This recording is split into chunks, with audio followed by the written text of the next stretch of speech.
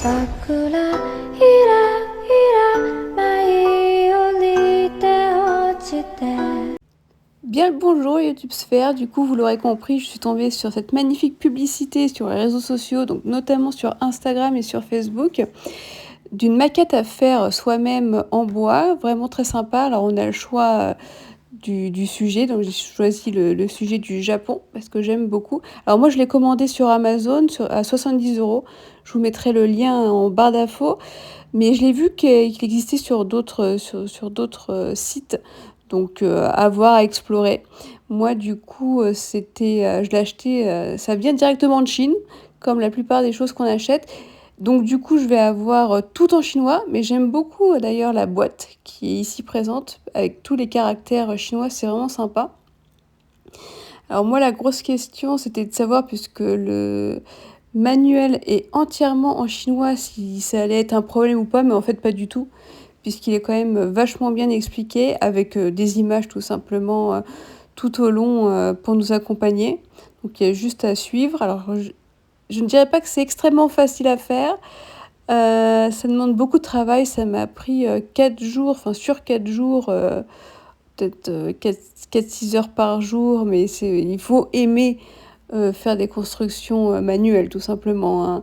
J'avais déjà, par le passé, fait ce genre de construction. Il faut savoir faire preuve de patience, je dirais surtout, et de minutie lorsque l'on manipule notamment les, les petits morceaux qu'on doit emboîter les uns dans les autres. Contrairement à la vidéo, il n'y a rien qui coulisse aussi facilement. C'est vraiment emboîter les pièces de bois les unes dans les autres. Donc parfois, il faut se faire un peu de force. Alors ici, vous voyez les autres thématiques, il y en a 4 en tout. Moi, j'ai acheté celle de droite, mais il y a d'autres thématiques, notamment une librairie ou tout ce qui est magique. Alors le dernier fait beaucoup penser à Harry Potter, mais c'est le voyage dans le temps en termes de nom. Mais vraiment, ils sont tous sympas, mais je pense que le plus difficile, c'est celui que j'ai choisi. Il y a vraiment beaucoup de pièces et c'était le plus cher.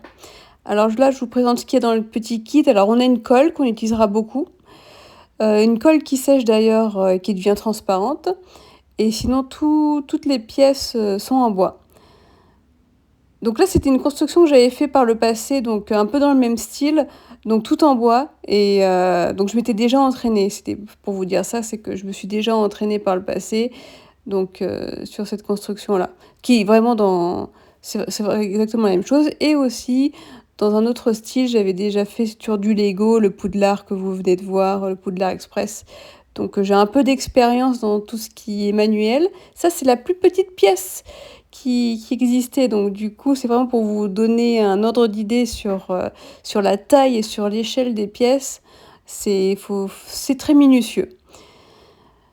Et là, donc les plaques que je vais sortir. Donc c'est très sympa quand même à manipuler, puisque c'est du bois, donc c'est plutôt une matière noble, une matière sympa, mais plus difficile à manipuler que le plastique, puisque j'ai malheureusement cassé 2-3 pièces. Alors ça n'a pas été un très très gros problème, puisque j'ai juste utilisé de la colle super glue, hein, que j'ai acheté donc en dehors de ce kit là, et ça a très bien fonctionné. Mais c'est pour vous dire que c'est tout à fait possible de casser une pièce, notamment en déboîtant la pièce de du support. Là, je vous présente les différents supports. À chaque fois, il faut détacher les pièces. Donc à ce moment-là, ça m'est déjà arrivé de casser des pièces qui parfois sont vraiment très fines. Alors du coup, par rapport à un Lego où tout est en plastique, où j'ai jamais rien cassé lorsque je manipule du Lego. Alors cette page-là est un peu plus fine, parce que c'est vraiment les décorations et les motifs de dessin. Sinon, voilà.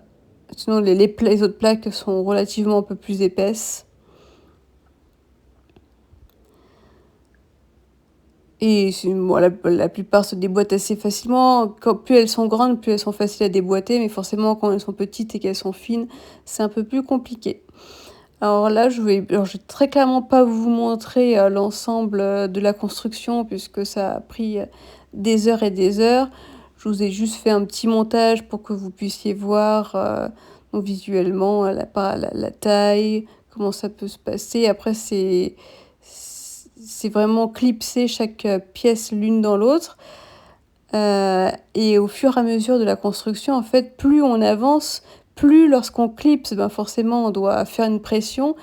Et à la fin, le nombre de fois où je clipsais des pièces, en fait, je déboîtais d'autres pièces de l'autre côté. Donc, c'est ça un peu chiant. Et donc, du coup, il faut reprendre ce qu'on a déjà fait par le passé. Mais voilà, c'est minutieux. C'est quand même quelque chose que j'aime beaucoup faire, hein, des constructions. Donc, j'y ai pris beaucoup de plaisir. Et le résultat est vraiment sympa. Donc, du coup, vous pouvez tout à fait vous lancer. Si jamais vous êtes patient et minutieux, que vous aimez faire ce genre de choses, il n'y a pas de souci, c'est vraiment très sympa. Bon, bah du coup, je vous ai donné la plupart des informations. Je pense que je vais vous laisser avec un petit peu en musique, une musique dans le thème du Japon, bien évidemment.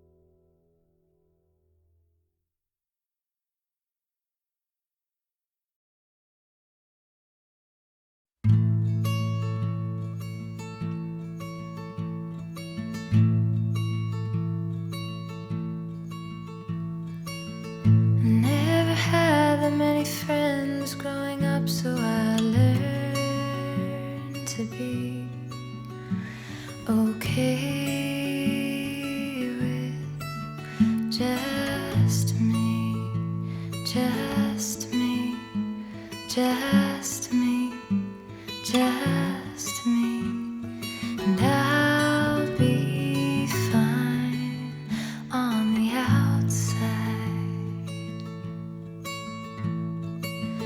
I like to eat in school by myself anyway,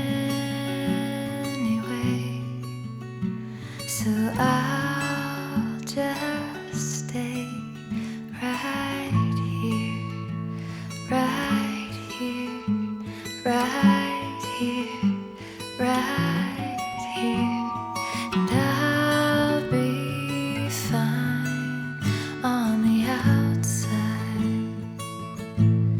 And so I just sit in my room after hours with the moon and think of who knows my name. Would you cry if I died? Would you remember